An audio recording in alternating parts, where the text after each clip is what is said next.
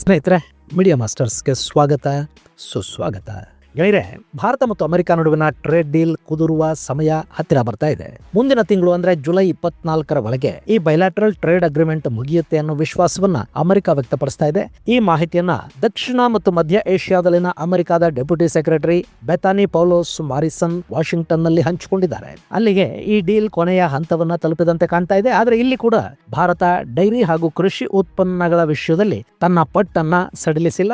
ಹಾಗೆ ಈ ಒಪ್ಪಂದದ ನಂತರ ಭಾರತದ ಯಾವ ಸರಕು ಸರಂಜಾಮುಗಳು ಅಮೆರಿಕದ ಮಾರುಕಟ್ಟೆಯನ್ನ ಮುಕ್ತವಾಗಿ ಪ್ರವೇಶ ಮಾಡೋದಕ್ಕೆ ಸಾಧ್ಯ ಆಗುತ್ತೆ, ಯಾವ ವಸ್ತುಗಳ ಮೇಲೆ ಎಷ್ಟು ಟ್ಯಾರಿಫ್ ಇರುತ್ತೆ, ಎಷ್ಟರ ಮಟ್ಟಿಗೆ ಅದು ಕಾಂಪಿಟೇಟಿವ್ ಆಗಿರುತ್ತೆ ಅನ್ನೋದನ್ನ ಕೂಡ ಇಲ್ಲಿ ಕಾದು ನೋಡಬೇಕಿದೆ.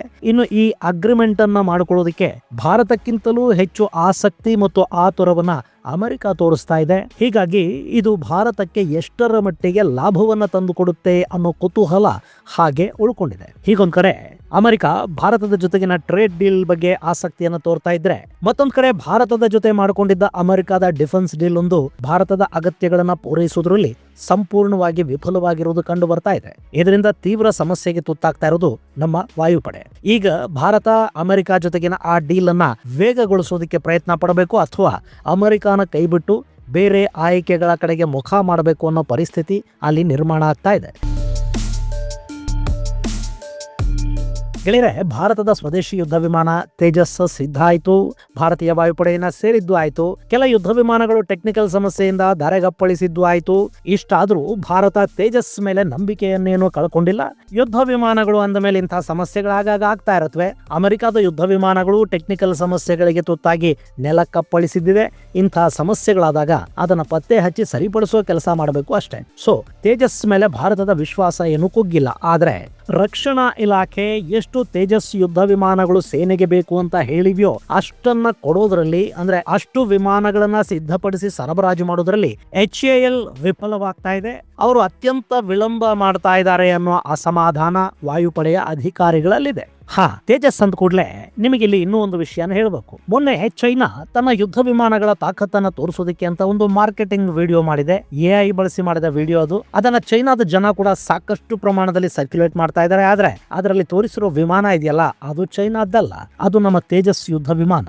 ಸೊ ಚೈನಾ ಕೂಡ ತೇಜಸ್ಗೆ ಪರೋಕ್ಷವಾಗಿ ಮಾರ್ಕೆಟಿಂಗ್ ಮಾಡ್ತಾ ಇದೆ. ಇನ್ನು ತೇಜಸ್ ಯುದ್ಧ ವಿಮಾನಗಳ ಮುಂದುವರೆದ ಭಾಗವಾಗಿ HAL ತೇಜಸ್ ಮಾರ್ಕ್ 2 ನ ಸಿದ್ಧಪಡಿಸುವ ಕೆಲಸವನ್ನು ಮಾಡ್ತಾ ಇದೆ. ಈಗಾಗಲೇ ಅದರ ಪ್ರೋಟೋಟೈಪ್ ಸಿದ್ಧಪಡಿಸುವ ಕೆಲಸ ನಡೆದಿದೆ.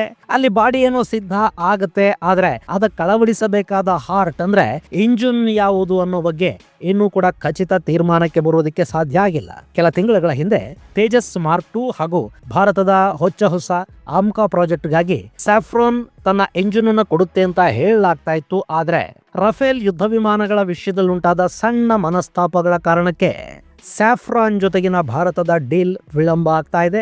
ಅದು ಇಲ್ಲಿವರೆಗೆ ಕಂಪ್ಲೀಟ್ ಆಗಿಲ್ಲ.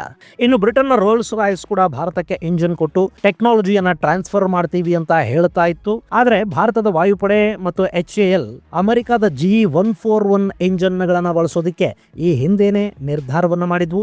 ಅದಕ್ಕಾಗಿ ಒಂದು ಒಪ್ಪಂದವನ್ನು ಕೂಡ ಮಾಡಿಕೊಳ್ಳಲಾಗಿತ್ತು.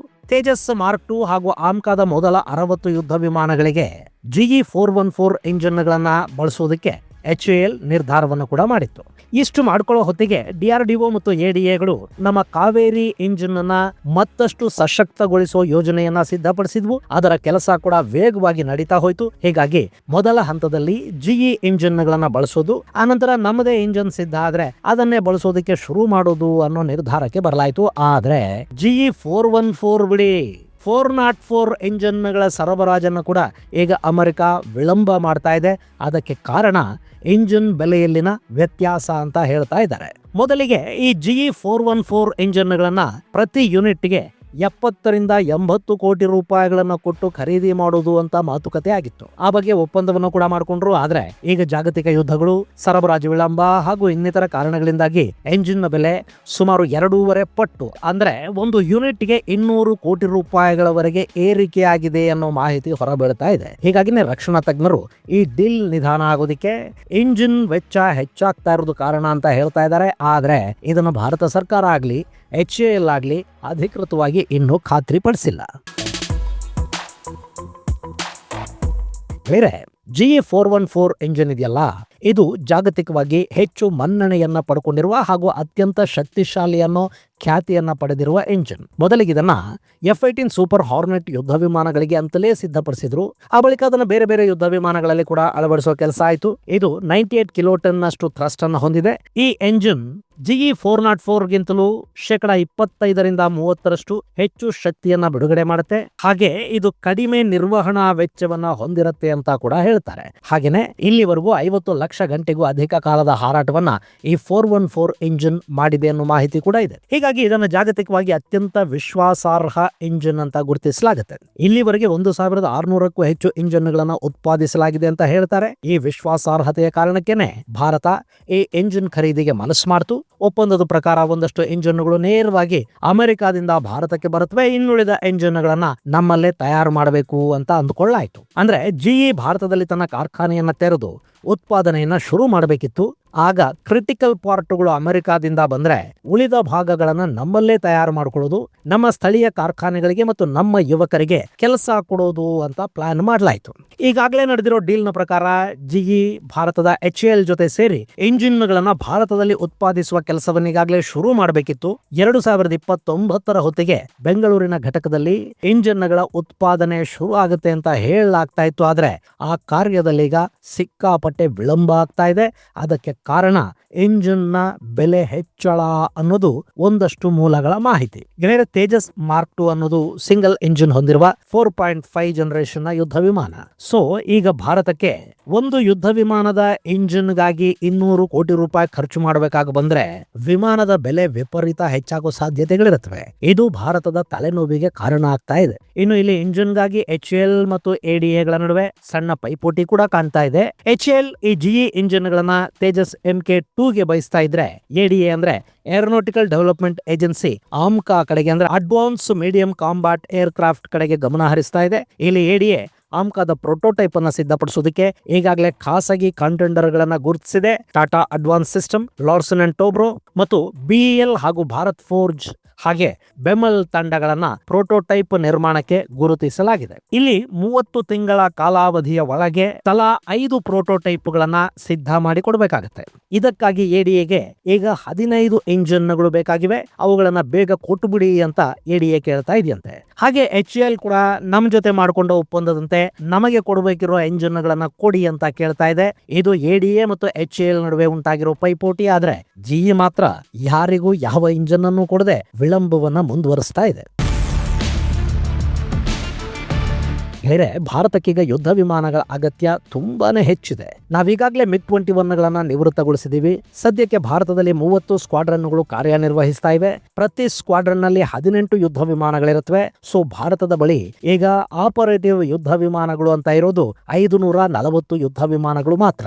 ಸೊ ಅದನ್ನ 42 ಸ್ಕ್ವಾಡ್ರನ್ಗಳಿಗೆ ಏರಿಸಬೇಕಾದ ಅನಿವಾರ್ಯತೆ ಭಾರತಕ್ಕಿದೆ. ಹೀಗಾಗಿ ಆದಷ್ಟು ಬೇಗ 200 ಯುದ್ಧ ವಿಮಾನಗಳನ್ನ ಭಾರತೀಯ ವಾಯುಪಡೆ ಎದುರು ನೋಡ್ತಾ ಇದೆ. ಇಲ್ಲಿ ಭಾರತ 42 ಸ್ಕ್ವಾಡ್ರನ್ಗಳನ್ನ ಆಪರೇಟ್ ಮಾಡೋದಕ್ಕೆ ಶುರು ಮಾಡಿದ್ರೇನೆ ಚೈನಾ ಹಾಗೂ ಪಾಕಿಸ್ತಾನ ಎರಡನ್ನೂ ಏಕಕಾಲಕ್ಕೆ ಎದುರಿಸೋದಕ್ಕೆ ಸಾಧ್ಯ ಆಗುತ್ತೆ. ಇಲ್ಲದೆ ಹೋದ್ರೆ ಭಾರತಕ್ಕೆ ಯುದ್ಧ ವಿಮಾನಗಳ ಕೊರತೆ ಉಂಟಾಗಬಹುದು. ಇನ್ನು ಕೆಲವೇ ದಿನಗಳಲ್ಲಿ ಜಾಗ್ವಾರ್ ಯುದ್ಧ ವಿಮಾನಗಳನ್ನ ಕೂಡ ನಾವು ನಿವೃತ್ತಗೊಳಿಸಬೇಕು. ಸೊ ಆದಷ್ಟು ಬೇಗ ತೇಜಸ್ ಮಾರ್ಕ್ 2 ವಾಯುಪಡೆಯನ್ನ ಪ್ರವೇಶ ಮಾಡಿದ್ದೇ ಆದ್ರೆ ಭಾರತೀಯ ವಾಯುಪಡೆಗೆ ಹೆಚ್ಚು ಶಕ್ತಿ ಬಂದಂತಾಗತ್ತೆ. ಇಲ್ಲಿ ಅಮೆರಿಕ ಭಾರತದ ಅಗತ್ಯವನ್ನ ನೋಡಿಕೊಂಡೇ ಯುದ್ಧ ವಿಮಾನದ ಇಂಜಿನ್ಗಳ ಬೆಲೆಯನ್ನ ಏರಿಸ್ತಾ ಇದೆಯಾ ಅಥವಾ ಇನ್ಯಾವುದೋ ಕಾರಣದಿಂದ ಈ ಡೀಲ್ ನಿಧಾನ ಆಗ್ತಾ ಇದೆಯಾ ಅನ್ನೋ ಪ್ರಶ್ನೆಗೆ ಸ್ಪಷ್ಟ ಉತ್ತರ ಇನ್ನೂ ಸಿಕ್ಕಿಲ್ಲ.